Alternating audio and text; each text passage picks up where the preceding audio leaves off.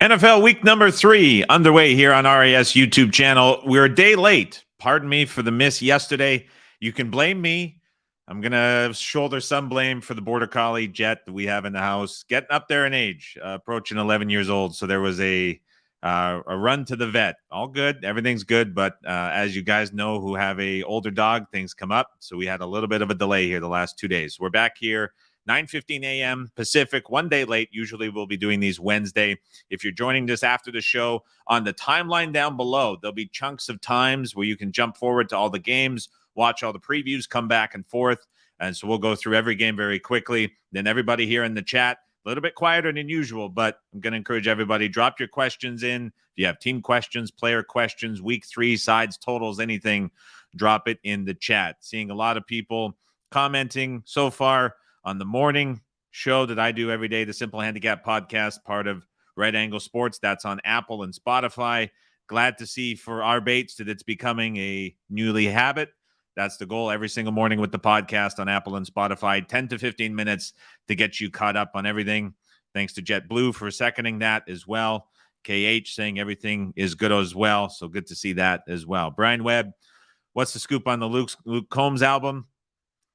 Nobody better in the music industry right now. So you got to support the best. One of my favorites as well. So we've got his first album behind signed, got the verification, have a couple more getting sent in as well. So trying to build on the Luke Combs collection. Nobody better. My favorite by a mile. Let's get into the games. As always, drop the questions in the chat and we will get to them as we go. Things start off tonight, Thursday night football. It is the 49ers, a 10.5-point favorite currently with a total of 43.5. All you're going to hear about for the next about 7 hours is Elijah Mitchell, Christian McCaffrey, what Kyle Shanahan said on Monday. He wants more of a running back split.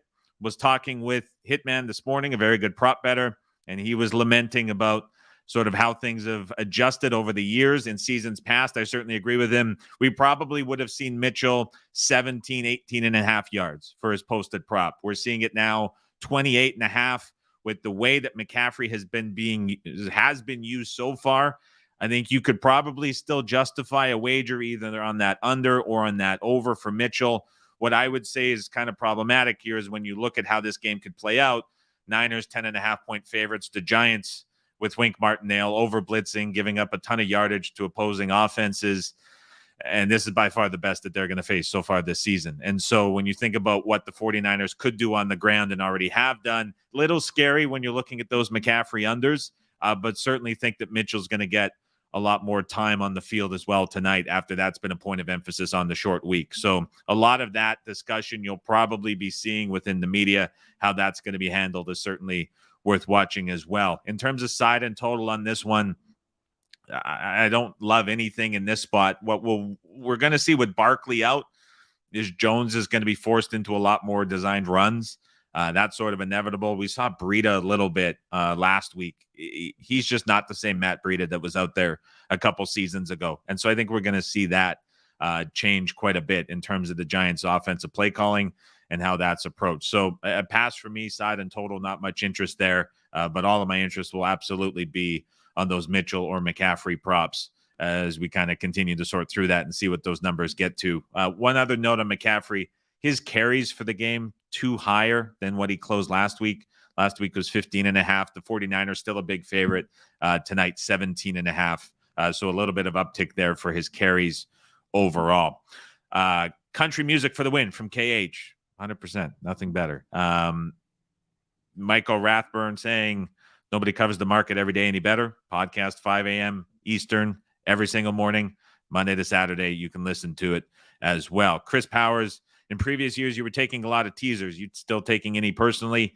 Yes. A little bit difficult to talk about, though, from just a media perspective, because a lot of people now playing, obviously, at legal apps where you're kind of at the minus 130 to 135 range for the classic basic strategy or Wong teasers. And so I've been hesitant in some spots there where in seasons past you were still at 120 at sort of the tops, but now with it a lot higher, places not offering the traditional teasers, you needing to use the alternate lines for the parlay, it's becoming quite expensive. I'm seeing a lot of interest from others in 10-pointers as well. Those are becoming a lot more popular than what I've seen in years past. So still love them. Everyone loves teasers, I think, as a better, but it's just a lot more difficult to sort of look at and talk about than it has been in seasons past. Another question from Michael: how much is Burrow worth to the line in Cincinnati, LA? I'll take the over on that 6-point number that you're putting in the 5 to 6 point range. We'll talk about that at the bottom of the board. John K, what is your best recommendation from the books on your shelf? Need some light reading for an upcoming vacation.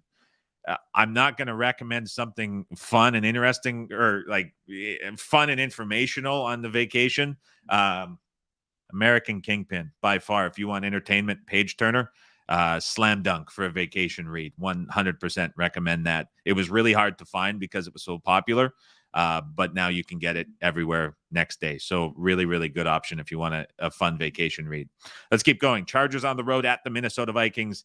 Minnesota now a 1.5-point favorite. This was split for most of the week. Pick 'em. There was some sides showing -1 each way. Total in this game 54. This is going to be a fun game to watch. There's no question with how much these teams managed to screw everything up. You have Brandon Staley hanging on to his job. On the other side, you have Minnesota going through just full-on turnover regression and everything that comes with it. Let's see what the Chargers defense can do. This was a pretty highly rated unit coming into the season. Through 2 weeks, they've allowed more explosive plays than any other defense in the entire NFL. Part of that is certainly Miami, but the problem was that it showed through again last week against Tennessee, and the Titans offense is not an explosive offense. The Chargers still were getting gouged with big plays all over the field. You think about what the Minnesota Vikings do well on offense, it's generating those explosive plays. And so this is really a big test for the Chargers defense. For most ratings, it was a top 12 unit coming into the year. It's played like a bottom 5 unit so far through 2 weeks. Middle of the field's wide open for opposing offenses. It's a problem. Let's see if Staley, who's a defensive coach, can clean that up. For Minnesota, Bill Barnwell had the big article in the offseason about the turnover regression, about the late game luck, about the one scores, and how the Vikings season as a whole was an all-time outlier. And it's all anybody can talk about right now. It's hard to deny how unlucky they've been through 2 weeks with the touchback, with the red zone turnovers. Kirk threw the pick at the goal line, another red zone turnover in week 1. The Vikings offense has had no problem moving the football. When I think about the difficulty in this game from a handicapping spot, especially if you're looking at props, the Vikings offense against the Chargers defense makes sense. It's really the Chargers offense against the Vikings defense. We knew that Flores was going to be super aggressive. 50% blitz rate, obscenely high through 2 weeks. That's what Brian Flores is. The Vikings, though, have become just a massive run funnel defense. If you look at what the Eagles did to them, 8, 9-minute drives, 10 runs called on a drive, just marching it down the field. In week 1, the Buccaneers did the same thing. And so the Chargers in week 1 with Kellen Moore went crazy on the run. Obviously, Austin Eckler helped with that. He's out in week 2. The Chargers went crazy pass against the Titans defense. What is Moore and the Chargers going to do against this Vikings defense, which is extremely predictable under Brian Flores? That's the big question. If you find insight into that, you're going to have a very good look for props. You're going to have a very good look for the side. And with this total being crazy high at 54, you're going to have a very good grip on what you want to do with the total. So think about that as you look at this game from a handicapping perspective. If I had the answers to any of those 3 questions, I would be willing to share here on the podcast. Titans on the road at the Browns, 3.5 points. The spread currently for the Browns, 39.5 for the total. Titans, and I'm seeing here 40 at Chris shaded under. So we'll say 39.5 for the total, 3.5 for the side. I flipped on this game as the week went on. After watching Monday Night Football, I woke up Tuesday morning on the podcast and I said I would have a difficult time laying any sort of margin with the Browns, more than the field goal, the way that this offense is trending. Now you go without Nick Chubb, who was a focal point in week 1 and 2. You take him out. You have either Ford or Hunt coming in the backfield. I just want no part of it. And I'm thinking and I'm reading and I'm listening, and my opinions kind of changed on it for this game specifically, just because when I'm looking at the Titans offense and what they did in weeks 1 and 2, They got away with sort of Tannehill being comfortable, with Henry breaking off some big runs. I just don't know if that's going to look very good against this Browns defensive front, which under Jim Schwartz has become incredibly aggressive. Pressure's getting home. The secondary's playing at a level we haven't seen them in the last couple of years. This is the best defense in the AFC right now for the Cleveland Browns. And just matched up against this Titans O-line, it's a big mismatch. I worry a little bit that this Titans offense just really doesn't do a whole lot. All of that said, it's conducive to talking to the under. We've seen the under bet down, but I'm less hesitant in the idea of laying this number with the Browns now that it's been adjusted down and there's been some Titans money. So that kind of changes my mind a little bit on the Browns. At this point, with the current price, I'd be more willing to bet on the Browns than I would be with the Titans after that adjustment. And I'm sort of changing in my anti-Browns laying points sentiment just a little bit within this matchup. And so changing my tone a little bit there. A couple comments catching up here. We're going to get to the Broncos-Dolphins game in a little bit. Denver D-line hasn't gotten any pressure all year. If that continues, Dolphins to a Tyreek. Any thoughts on this game? Hill props total. We bet the over and released it earlier in the week. That is a game we'll definitely talk about a bit. The Waddle news is obviously going to be significant, so keep an eye on that. We'll get to that in just a couple of minutes. Johnny C., thanks for the insight. Thank you very much for watching. LVC on the stream. Healthy Burrow would be more than 5. He's not healthy. I think the downgrade to Browning is more, which is what I was getting at. If I said that incorrectly or if it came off the other way, didn't mean that. But I agree that the loss here for Burrow would be significant. Is teasing the Chargers up to +7 with such a high total a bad play? I don't have the updated numbers for the last season, but when you look at all the historic data on long teasers, basic strategy, things like that, the total cutoff where you start to see the teaser legs fall below the 71% threshold that they need to hit, it breaks off right around 49. And you think about totals now in the NFL this year, they're coming down right around 43.5 for the average. When we think about how much higher this one is and just the variance that both of these teams introduce, especially late in games, I would be less inclined to tease that leg, especially if you're only getting it to the 7 than a lot of other legs that are on the board right now. So I would agree with that it would be a worse play than other legs that you're seeing on the board with that high total. C. Michael, what is the individual percent likelihood? I haven't read the rest of the question, but I don't like where it's going, that you would give for each of the Cowboys, Chiefs, and 49ers to lose outright individually. The money line will do a much better job than that than I would. Just sort of eyeballing it and putting a percentage on it. Cowboys, very unlikely. Chiefs, very, very unlikely. And the 49ers, the most likely of the 3 to lose outright. That's a bad answer to the question, but that's a tough one to answer right on the spot. We'll touch on the Cowboys and Chiefs in just a little bit. Nat H, Minnesota Chargers pass for me. Yep, I completely agree with that too. That's a tricky game with just a lot of messy stuff that's going to happen late in the game. Let's keep going. Houston Texans on the road at the Jacksonville Jags. 8.5 is the number. We were 9.5 yesterday, came back a little bit, and we're seeing the total in this game bet up. It was down to 43.5. We're now at 44.5 across the board, shaded higher. So right before I came on air, tons of injury news for Houston. The big one, Derek Stingley, their best cornerback. He's ruled out potentially going on IR for an injury that he suffered recently. Weeks 1 and 2, 3 total targets against him. He conceded just 2 catches for 20 yards. He was playing exceptionally well under DeMeco Ryans within this secondary, and he faced Lamar and the Ravens in week 1, then got a lot of Indy in week 2. But the sentiment there is that quarterbacks just didn't want to throw at him. And so you take him off of the field. You also have Petrie, the safety, who's likely to miss. Sounds like Ward is coming back. But then there's 2 other defensive backs that are going to be out of this game. Huge blow to the Texans as a whole. You look at what happened last week. They were missing multiple safeties, lost a third-string safety late in the game. That injury looks like it's going to carry forward to this week as well. It didn't matter if the Colts had Richardson or if they had Minshew under center. The Colts were moving the football comfortably. And that had a lot to do with the Texans' injuries, which are still going to be there. You now take the Colts out of the game. You put the Jags in their place. You have Trevor Lawrence and this offense, which played the second best defense in the AFC, the Kansas City Chiefs, last week.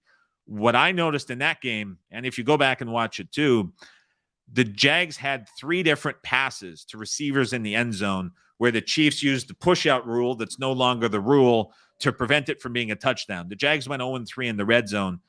The scoreboard looked bad for Jacksonville. The defense was exceptional for the Chiefs, and there were a couple plays that should have been touchdowns, but because of that really good defense, were prevented. The Texans aren't going to have anywhere near that caliber of talent on the field against this Jags offense. So the question now becomes, do you go Jags team total? Do you lay the point spread? I think you can justify a lot of bounce back spots for this Jags offense this week against this Texans defense with just so many injuries. So that's a big issue as a whole. Ridley last week, he was 70.5 at close. He got bet down a little bit because of the brutal matchup. His props again are in the 70s. With Zay Jones less than 100%, you can probably expect him without Stingley, although he'll draw some double coverages and be sort of schemed out potentially. I don't think the Texans can slow this down. So I think it's a big, big game for the Jags offense as a whole.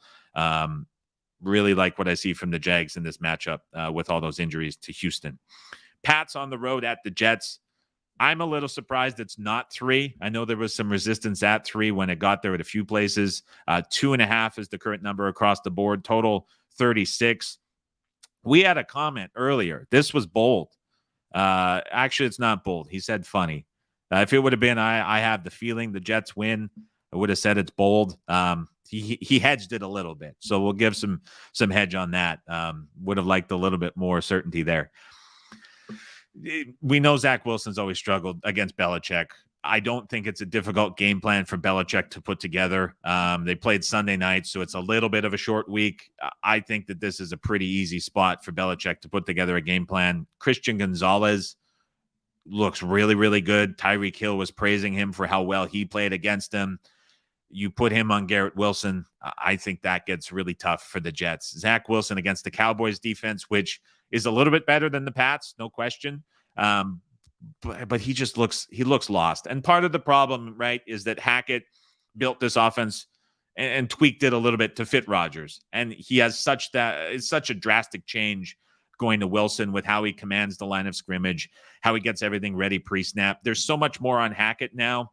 And the problem with that is when there was a lot on Hackett in Green Bay, he had Matt LaFleur there to help. Robert Saleh's not helping out Nathaniel Hackett. And so everything now is the focus on how Wilson is the quarterback and stuff, but there's problems beyond that to go to the OC level now. This team desperately needs a quarterback. You hear Zach Wilson confidence in that. It's not coming through. And now it's just a brutal matchup. So I'm a little surprised to see there not being a little more interest in the Pats. What has also been surprising is Mac Jones through 2 weeks leading the league in pass attempts. A lot of that has been game state driven because they got behind really early to the Eagles, and then they got behind really early to the Dolphins as well. So the Pats offense hasn't had a chance to play as the Pats offense wants to play, which is controlling the ball on the ground, controlling the line of scrimmage, utilizing tight ends. They've been in chase mode for 2 weeks, and they've had a lot of bad luck on top of that. There's been red zone turnovers. There's been drives that have stalled out with bad fourth down luck.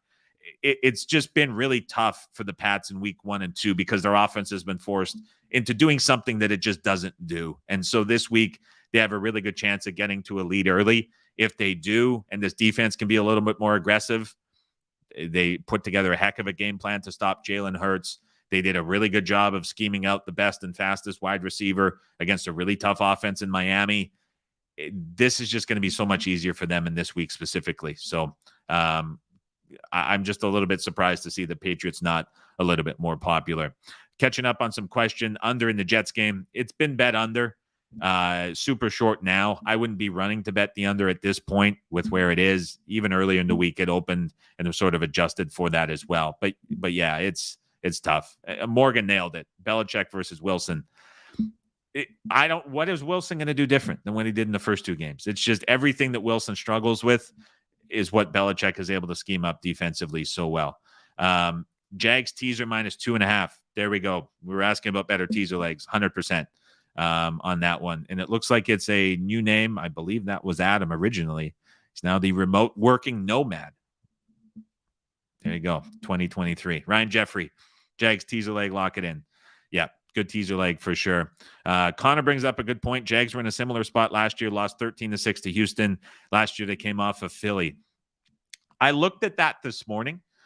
I went back to see what Lawrence and the guys did against the Texans. I was surprised. Even in that second game, they scored 31, I believe, off the top of my mind. In my mind, I thought those were bigger wins for Jacksonville last year. That's a really good point, too, for sure. Let's keep on going down as we get to the next games. Keeps the questions coming in. Always love to have the questions coming in. If you're watching it, 227 currently on the stream. Let's get 227 questions in the chat.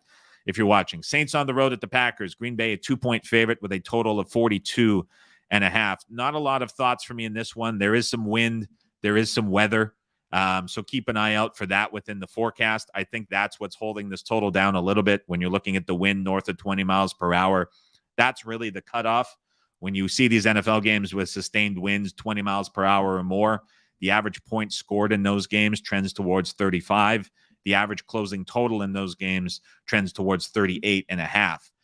If you think about both of these teams, though, what the Saints do with Taysom Hill, Kendre Miller is getting the start for running back. He's really highly touted.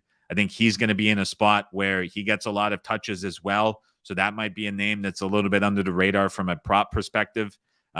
Keep an eye on that as well. The Saints are probably going to be able to keep it on the ground if there is a lot of wind. When you think about the Packers defense, that's a run funnel defense. Use a lot of defensive backs on the field. So the Saints should be able to run the football and keep it on the ground. The Packers obviously going to be impacted by injuries. The injury report probably came on while we're on the stream here the last 20 minutes. Look for Watson, look for Jones. Two key names that you're going to have to monitor. If those guys are in, this Packers offense that has not been able to sustain a lot of drives. I know Love has 3 touchdowns in both of his starts, but when you look at the play-by-play and you go drive by drive, there's just not a lot of sustained offense for the Packers. It's a lot of drives that have a couple big plays, they score, and then it's 3-and-out short possessions. So keep an eye for that. Those two guys will go a very long way to helping out this offense. But when you think about keeping the ball on the ground, A.J. Dillon, if he's the feature back, is going to have a pretty heavy workload for the Packers if that wind is a factor in this one. Denver on the road at the Miami Dolphins. 48.5 is the total. 6.5 is the point spread. Here are some Denver numbers that I think need to stand out within this. And I don't know if it's coming through because of how they've played the first 2 weeks of the season, but I thought it was really interesting. Number 1, the Broncos offense is in points per possession. Number 1 in TD drive percentage. 7th in total DVOA. 7th in success rate on offense. 8th in EPA per play on offense. Russell Wilson, 2nd in TD passes. 3rd in completion percentage over expectation, 4th in QB rating, 10th in overall success rate. The Denver Broncos offense, without Jerry Jeudy, their best wide receiver in week 1, using Samaje Perine as the number 1 offensive weapon in week 1, a combination of Javonte Williams and others in week 2 has been really quietly quite good. Yet, we kind of, I think, have this perception of them as a team that struggles, a team that can't hold on to leads, a team that has a lot of dysfunction between the sidelines and players. The Broncos offense has done really, really well. Again, when you look back to the Pats last week, a lot of throwing against the Dolphins defense, had opportunities to move the football, stalled out, couldn't get it inside the end zone. Week 1, the Chargers had a ton of success against the Dolphins defense. Vic Fangio, an amazing hire, bringing over his scheme to the Dolphins. It's taking time to get right. It's a complex scheme to learn. They have some injuries. I think the Broncos are going to be able to move the football on the Dolphins defense. In terms of the other side, for the Denver Broncos defense, Patrick Surtain has been phenomenal. One of the best defensive backs in the entire NFL. But you look otherwise in that defensive backfield, there's been some massive numbers put up on some of these other corners. And so you think about Mike McDaniel, who's been scheming his way to phenomenal game plans for week 1 and 2. He's making these subtle adjustments week on week to tailor to attacking the opponent. It kind of reminds me of Sean Payton maybe 8 or 9 years ago, where when you're betting on the Saints, you could really trust that he was putting together a really good game plan that you could believe would attack the opposing weakness. McDaniel's quietly becoming that guy. I really think that Miami is going to have no problems with this offense moving the football. The total at this point is gone. It's very high, but in terms of the release that we had earlier in the week, not all of that was predicated towards releasing it, but that's my personal opinion on why this is a really nice overspot as well. So I think this is going to be a very fun game to watch. Desperation Broncos, Jonathan Silverman asks, absolutely. They go 0-3. This is only going to get, it's going to continue to get worse. I've seen this sentiment a lot, not this one, the rotten fish. The line is so fishy. 2 fish comments in a row. Yeah, everyone's, why isn't this 7? Why isn't this 9.5? Why aren't the books moving it? We hear it all the time. It's the Vegas no sentiment, the public betting consensus. We don't have to dive into it deeply, but I heard from Ed, owner of Red Angle Sports, a really, really good sort of point to the public betting stuff that I haven't heard sort of articulated in that way. It's that nobody who makes up this public betting percentage pool has a skill at losing more than other bettors do. And it's just guys that are betting over the long term that end up losing vig into these markets. And so when you're looking at these public percentages and saying, why is it not higher? Never mind the fact that when BetMGM reports it, or the fellow with the glasses and his profile picture, whose name I think is John, but I may be getting it wrong, reports how 99% of bets are this and that. BetMGM isn't moving the market. They're not taking outlier prices and being different. Other books are doing that. BetMGM, all the other books, DraftKings, others, they're just copying those prices and staying in line with market. So it doesn't matter what the splits are at those places. If another book that influences the market is going to move, those books are going to move too. So not only these splits largely irrelevant because of how the books stay in line with market for NFL sides and totals, but then you add in that fact that none of these guys are more skilled at losing where you can fade them to make a profit. You're looking at something that doesn't have an impact overall. So that's been talked at a ton. We're not going to dive in further to that, but that's a really good one. So is this line fishy? If you're thinking it's fishy, you're probably thinking that Dolphins should be a bigger favorite than they are. You should probably be looking at reasons why you should bet the Dolphins, not go the other way. Let's continue on with the board. Buffalo on the road at the Washington Commanders. When we're looking at this game right now, 6.5 is the point spread across the board for Buffalo. 43.5 is the total. That total is coming down a little bit further. Some wind and weather in this game as well that could potentially have impact. I think that's driving some of the sentiment on the under within this game. Through 2 games, Washington 2-0. Sam Howell got a lot of praise from film guys for his performance last week against this Broncos defense. But again, the enemy in Washington were able to scheme to find ways to attack this Broncos defense that wasn't going at Surtain. And so, again, I think the Dolphins can absolutely do that. When I look at this game specifically, Howell really struggled under pressure, as all young quarterbacks do week 1 against Arizona. Couple turnovers, a lot of bad decisions under pressure. The Bills' defensive front has been great in weeks 1 and 2, even without Von Miller. That is a really, really good defensive line. The secondary has been the weak spot for Buffalo. So the question becomes, can Washington protect Sam Howell long enough to be able to attack that secondary consistently against Buffalo? If you think the answer is no, probably looking at this and saying Buffalo is pretty short. If you think the answer is yes, I think you can make the case that Washington is an appealing dog at 6.5. No opinion on this one for me, as is the case with a lot of games this week. But that's really what this game is going to come down to. We're still seeing the Bills through 2 weeks. A lot of heavier personnel, 2 tight end sets, looking to run the football more. McDermott post-game was praising the balance that they showed against the Raiders. Like to see James Cook get involved as much as he did. So it's probably going to be another decent usage spot for him, even against this Washington front. But McDermott's really liking the sort of new look Bills that we've seen on offense through 2 weeks with their different personnel usage. And so a game I think is priced pretty well, fairly for the side specifically. Let's keep going. Check back on the questions here. I like the Ravens and Jags as teaser legs. Touch on Baltimore a little bit. Don't know if I love that one with all of the injuries. Continuing on, Crazy Carl. Yeah, good comment there.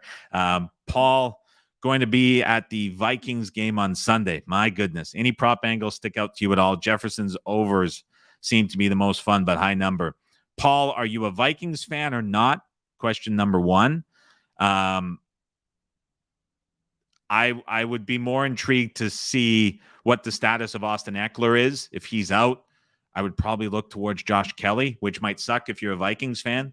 But I get the feeling that against this defense for Minnesota, the Chargers are going to go back to look more like what they did in week one in terms of utilizing the run. So keep an eye on that Eckler news. That would be more intriguing to me than playing the over on Jefferson at a really, really big number. So that would be my look there. Falcons on the road at the Lions. 3's the number across the board, total 46. Couple releases on Atlanta from other services, plus 4.5 was taken. 4 was taken as well. We're seeing injuries potentially lining up for the Lions. Again, we're streaming right during injury report. So if there's updated news on St. Brown, that would be something to watch as well. If you take St. Brown out of this offense for the Lions, as well as not now having David Montgomery in the backfield, and I know there's going to be people that really like Gibbs and his potential upside, but now if you consider the Lions potentially without running back number 1, wide receiver number 1, you're down some key offensive line pieces potentially as well. It gets a little bit cloudy for this offense, despite Ben Johnson being a terrific play caller as a whole. And so that gives me a little bit of worry against this Falcons defense, which has improved, looked a lot better than expected weeks 1 and 2. That would give me some pause on the Lions. What I don't know specifically here, if the Falcons fall behind, let's say the Lions get out, score an early touchdown, maybe add a field goal, it's 10-0. The Falcons needing to come back against a decent pass rush is something that we haven't seen or can really think is going to be a reality for this team during the season. Everything that Atlanta has done so far through weeks 1 and 2, from a play calling perspective, from a personnel usage perspective, has really been to protect what I believe is Arthur Smith looking at this offense and seeing a complete lack of explosiveness. And I know against the Packers, they fell behind in the second half, but the Packers defense and how they're built is really there to stop the explosive pass. And Atlanta was able to attack them in a very different way using their physical run game, which has always been a problem for the Packers and still is this season. The Lions are much more equipped to be able to defend that. And so I really think if the Lions get out to the early lead, this is trouble for Atlanta. But again, everything Atlanta is doing is just to keep games tight, get it into the fourth quarter, lower variance, and utilize that physical running game. They won't be able to do that against this Lions offense if they fall behind early. It's kind of the obvious thing, but again, it's a worry that I have with Atlanta. These next 2 games for Atlanta, with the London game on deck versus Jacksonville in this one, if they can get a split and play to 3-1 through 4 weeks, when you look at that schedule upcoming and some of the easy games and easy quarterbacks, this is kind of a bridge spot within the Falcons season going into their bye, which is week 11 or 12. But there's 7 games coming up after that London game next weekend, which the Falcons are going to be a really good look to bet on and also be favored in a good chunk of them. This is really, this 1-1 split against 2 decent teams and 2 decent offenses, just a huge point of focus for the Falcons within their season and how the schedule is laid out. So this is a big game for Atlanta and a big game with injuries for the Detroit Lions. Colts on the road at the Baltimore Ravens. Speaking about a big game of injuries, riddled with injuries are the Baltimore Ravens in this spot. You're losing now extra running backs after you lost Dobbins. You don't know who running back number 1 is going to be. You have issues on the offensive line. You're missing key guys within the secondary. The Ravens get away with facing Houston week 1. In week 2, they get back to Lamar running more after he got just 2 designed runs in week 1. His legs get them to a victory against the Bengals team that had Burrow hurt, struggling to get outside of the pocket, and we're missing again, sort of acclimating those safeties in the backfield for Cincinnati. And so now you put the Ravens from last week in that underdog spot where they put together a big game plan, going home with more injuries to lay the big point spread against the Colts team that's going through a QB change potentially with Richardson still banged up with the concussion. I think it's a much different role. And to that question that was asked earlier in terms of using the Ravens as a teaser, just wouldn't be my favorite leg because of all the injuries. You're not getting the Ravens anywhere close to full strength.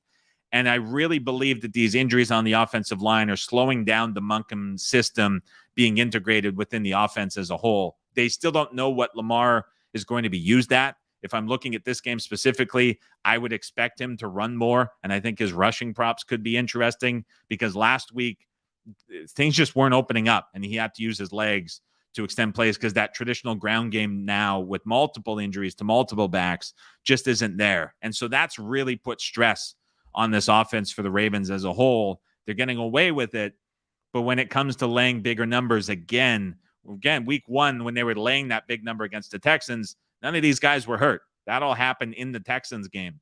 So I don't want to look back at week one and say, well, they did it anyway and covered that big number. Now they're doing it without all of those guys. And so to get Indy in that same spot as we saw Houston priced week one, I think it's a little bit high. Joel asked a good question. Is Colts a play +8? I don't know how to think about Richardson versus Minshew. And I think that's a good question to ask everybody here. What are your thoughts? Is he an upgrade or a downgrade, similar to the Dalton versus Young poll? Here's my thing. Everyone loves Gardner Minshew. He carries with him this high praise as a backup. He's been a backup now for a couple of years. He has familiarity with Steichen going back to Philadelphia for 2 seasons. So it's not a full scheme shift or change. But when you look at what Steichen wants to do as an offensive play caller, he runs his quarterbacks more than any other OC in the league. And he also runs his quarterback in the red zone significantly more than any other offensive coordinator. I know Minshew came in and looked really good for Indy and kept the offense going, and there was really no drop-off that was visible in the game. But we talked about the Texans' injuries and everything they have going on. He was throwing against a defense that was without their top 3 safeties. And so things came really easy. There's some film that shows how the completion that was big to the right side of the field for Granson was because the safeties didn't help because those guys were missing. That was one of the catches that Stingley gave up.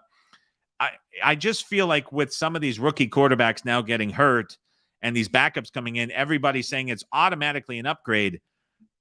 But there's pretty significant offensive scheme changes that have to go through. Richardson was starting to look really good. Film guys have been praising his development. His running game was incredibly dangerous, as we saw in the first couple of drives. I don't know if we should just blindly be saying these veteran QBs that have been backups now for a couple of years, like Minshew, like Dalton, are just an auto upgrade over what some of these rookies wanted to be doing. The Panthers is a different spot. We'll talk about in a second, but I don't know if I'm just running to say Minshew's an upgrade overall. Lower ceiling than Anthony Richardson. Long-term, for sure. I would say that Richardson has a much lower floor long-term, too. In a single game scenario, I don't know what you're looking at. And as well, you're sort of seeing quarterbacks now that get the concussion after the Tua stuff last year. Not only quarterbacks, but other guys that have had concussions going from week 1 to week 2. I think there's hesitance to rush these guys back after everything that happened. And so I think it's an easier game planning perspective. Minshew came in and just kind of kept things afloat. We always see these backups come in games, look decent. Then there's the full week of prep for the opponent the next week, and they usually defend it much better. So that's certainly something to think about here. Fill-in versus game plan is a huge difference. Connor said it exactly right. When you get the fill-in, makes it work. Defense is in a tough spot to make the adjustments on the fly. Then you have the full week. So that's certainly something to consider too. So again, a lot of indifference for me on a lot of these games as we go down the board. But this is another one where I just don't know if Minshew's just an auto upgrade. Let's get to the other fun one with the quarterback situation. Panthers on the road at the Seahawks. Seattle, 6.5-point favorites, total 42. Bryce Young does not look like he'll play. Everything is pointing to Andy Dalton getting the start. Again, it's a situation where people just want to upgrade Dalton. This offense is going to be better. Here's the problem. What we saw in weeks 1 and 2 isn't going away in week 3. Weeks 1 and 2 and the lack of offense for the Panthers was not on Bryce Young. It was on the play calling and it was on the receivers. There has been a lot of film discussion that goes out talking about how the Panthers have 2 problems with their wide receivers. One, they're the slowest group in the NFL. Very true. 2, they can't get open and generate any separation. All of these guys are low level in terms of their separation per route run throughout their entire careers. So it doesn't really matter who Carolina has in the pocket. They still have to overcome slow wide receivers that can't get open. When you're watching the Saints game on Monday Night Football, if you made it through the first 20 minutes of that, You were watching Bryce Young throw to wide receivers that immediately had a defender on them all game long. Same thing happened in week 1. It's just been brutally tough for this Panthers offense. And Frank Reich holding on to play calling duties is not helping because he wants to be conservative. He wants to get running backs involved. That's what he wants. And he's trying to sort of prove this point and suppress Thomas Brown from getting the play calling duties, who's this modern, different offensive play caller, because promoting him would just make Frank Reich look bad. And now Reich has kind of dug his own hole here where he's stuck, where he knows if he makes the play calling shift, there's the potential for the offense to open up. And then that kind of undermines him as a head coach. And so this has been like a 4-month battle that Reich has been kind of dealing with within the media. But now the Panthers offense is just kind of stuck. And now you have multiple offensive line injuries up front that make it a mess too. I don't want to be backing Seattle laying nearly a touchdown with their defensive issues, and I don't really trust them to be able to hold on to a lead. But just saying that when you're looking at Dalton as an upgrade, to me, I just don't think it helps anything with this Panthers offense that has so many other issues all the way across the board. And so Billy said it right. Bad receivers, injuries, Dalton can't fix that. He really can't. He might look better, and we'll all overreact and freak out because the defense of Seattle is so bad, but it's not going to be because Dalton is just fixing this offense. It goes deeper than that. Cowboys, Cardinals, don't need a lot of time on this game. Cowboys, 13-point favorites. That defense is going to be really good again. It's looked great weeks 1 and 2 against this Cardinals offense. They're going to have no issues. I think a more interesting thing to talk about with the Dallas Cowboys, their offense has been in comfort mode the first 2 weeks. They've had massive leads. They know that their defense is built to play with a lead, generate pass rush, generate pressure, turn the offense over. They've also played Daniel Jones and a struggling Giants offense in a rainstorm for 3 quarters. And then they played Zach Wilson transitioning over in his first game to starting quarterback for the Jets. And so it's been easy. It doesn't get any more difficult this week with Josh Dobbs and the Cardinals offense. So it's going to be 3 weeks in a row where very likely the Cowboys get out to a big lead. They play their offense accordingly, and their defense just feasts on the other side. My big question and my interest is, as this total continues to get bet down, what do the Cowboys look like from a pricing perspective when their offense is actually going to be pushed? We haven't seen it. Let's see what happens with that as we go forward to later weeks. This game, not really one that you can get too excited about betting one way or the other. Bears on the road at the Chiefs, another weird one. Obviously, we've heard all the Bears news now. No more defensive coordinator. Eberflus takes over play calling duties. Left tackle goes on IR. They're already without their left guard. Justin Fields taking jabs at coaching staffs post-game in his weekly press conferences.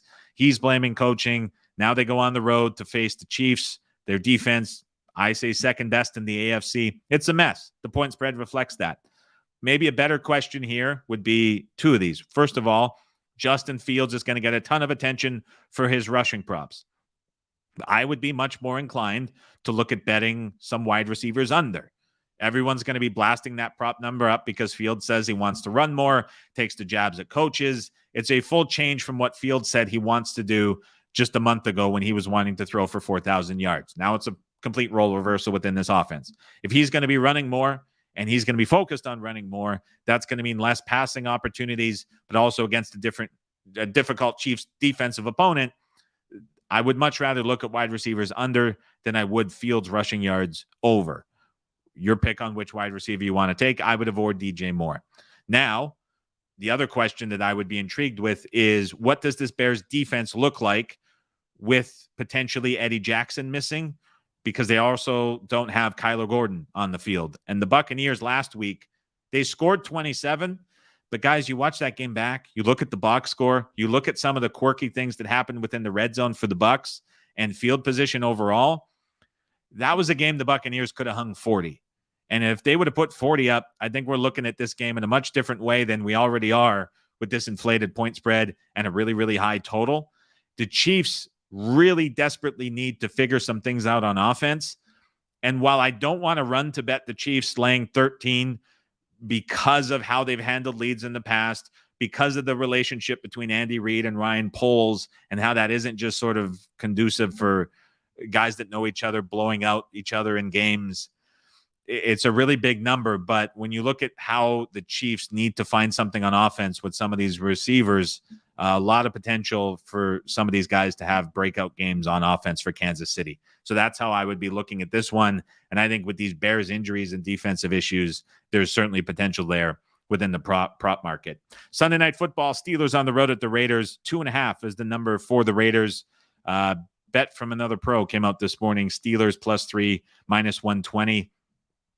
I could never look to bet the Raiders in this spot. I'm really, really trying to find the case to bet the Steelers.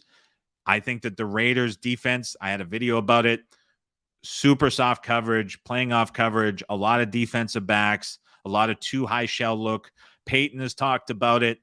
We also saw last week McDermott talked about it. That makes things really easy for opposing offenses.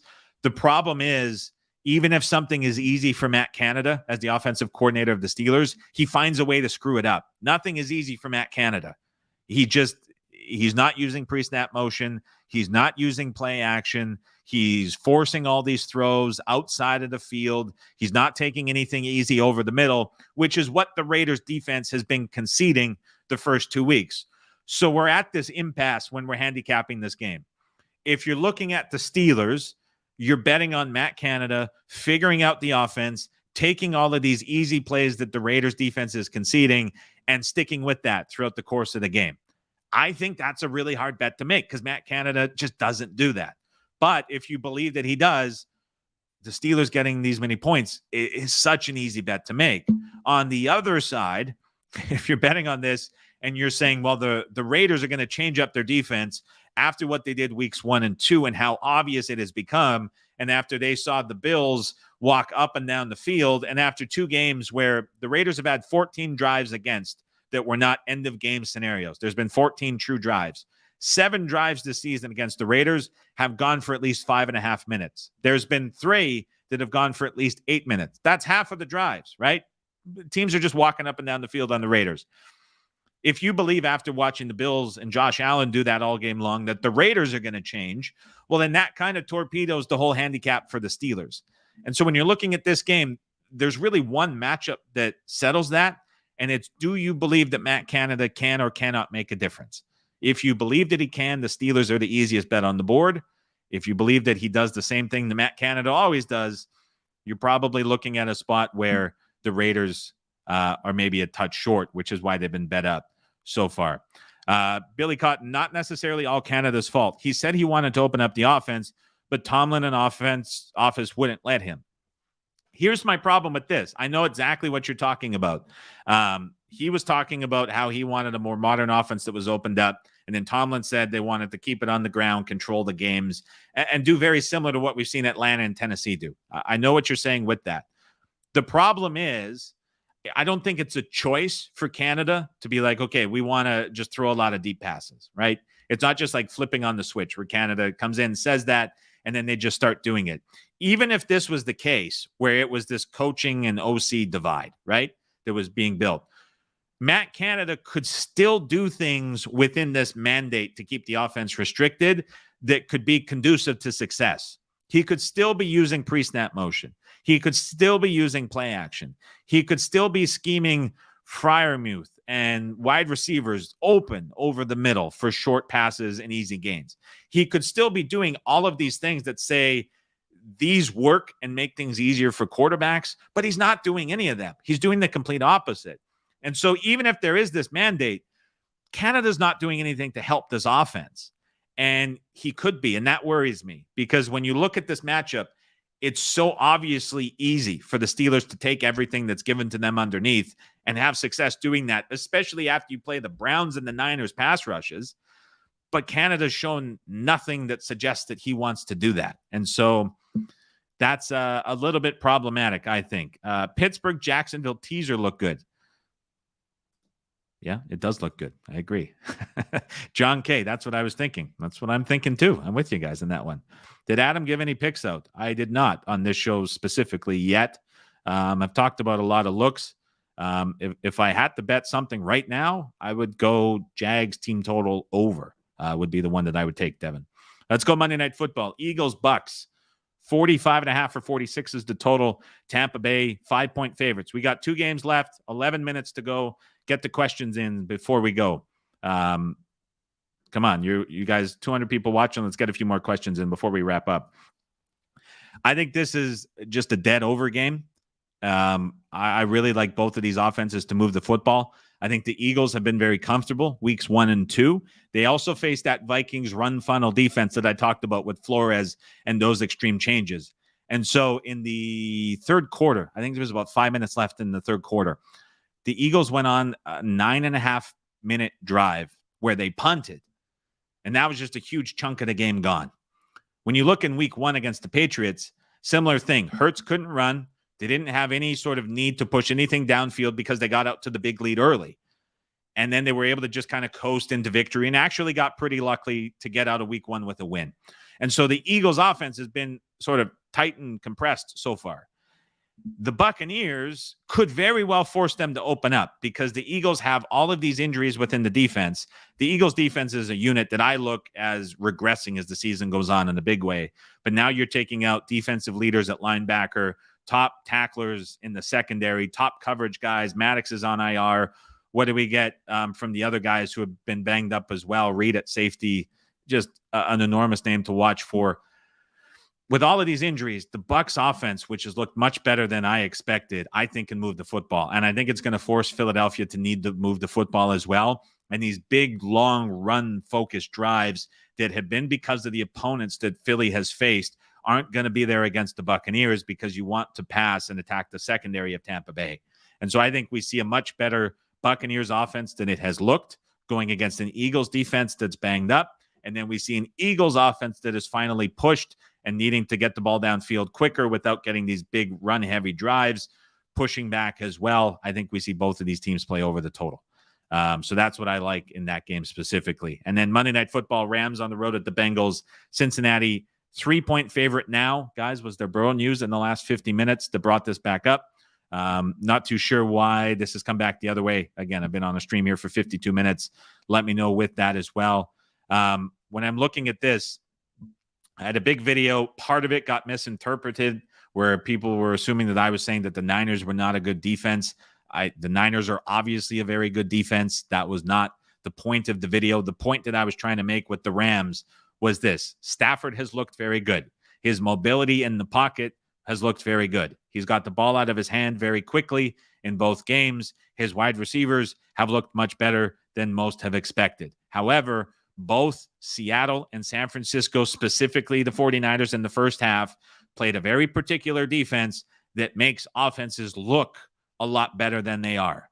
And so with that said, yes, all of the Rams offenses look good, but you had McVay, who's still a very good play caller, get 2 defenses that he knows well, one of them that went oddly and uncharacteristically into a different defense that the head coach post-game said he was upset that they chose to do, make the Rams look better than what the Rams actually are. And in the 2 quarters where a good defense actually played the way that the head coach wanted them to against this Rams offense, the Rams offense looked like the expectations that were set on them by pros in the offseason who were smashing their under. And so that's kind of the whole point I was trying to make with the Rams. I think this on the road against Cincinnati and Lou Anarumo is a pretty difficult spot to be in for this offense. But again, they kind of catch a third break here in 3 games where they're potentially going to get Joe Burrow at either much less than 100% or, as we see right now, unlikely to practice full today. If he's not going to be out there at all,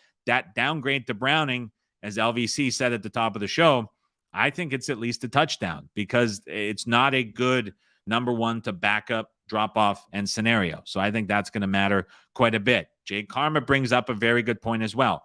The Bengals secondary is beatable. They lost over 1,000 snaps played, losing both of their safeties in the offseason. That has been a problem so far. Cincinnati as a team and Lou Anarumo play about 70% of their snaps in zone defense. That's above league average. A lot of teams trending towards zone. Against Josh Allen and Buffalo in the playoffs, Anarumo mixed in a lot of man coverage. used Mike Hilton in a lot of different ways to give the Bills a lot of trouble and really disrupt the timing of that Bills offense. I think we see a similar game plan within that to try get Stafford holding on to the ball a little bit longer. Stafford's been able to get the ball out so quickly all season long. And so the question is, can the Rams, who have got away with a lot of quick, short passes, do something a little bit different to take on this Bengals secondary, specifically at the safety spot, which is the positions where there's a lot of problems at the moment. And so, again, let's wait and see what happens with the Burrow news. This total's been bet up a little bit the last day, but so much hinges on the injury news. Last 5 questions here. Let's get to a lot of questions. The Eagles have 3 extra days to prepare. How do you incorporate these extra days into your handicapping? Nothing specific, because a lot of that is going to be priced in at this point. There's a lot of easy to access data with all these extra rest games that are out there. A lot of preview books have that all published as well. Like, you think about a thing like Andy Reid off the bye, all of those are always inflated numbers. And so nothing specific within that, but it certainly makes for a good talking point when you pull it out. Jags versus Patriots prediction, pick and spread. Pats by 3 would be on the spot. Not a game that I would bet on the point spread side or total. And I would say that it's one of the games where the Pats are up by 10 and then the Jets get a late touchdown. Canada should feed the ball more to Pickens. I mean, if the quarterback doesn't have time and you're not using any pre-snap motion to create matchups for Pickens downfield, and you're forcing Pickett to throw 40 yards to the opposite sideline anytime you're trying to target Pickens, it becomes tough. It gets pretty easy for Pickens when he's over the field and the Browns secondary misses a bunch of tackles to make it look a lot better. Of course, he should be targeting the best wide receiver. I agree.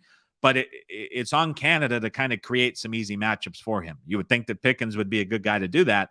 Canada just doesn't do that. Devin Barth said the Eagles should be 0-2. There was another comment about the Eagles being the luckiest team that I saw come through on the feed just before we got to that game.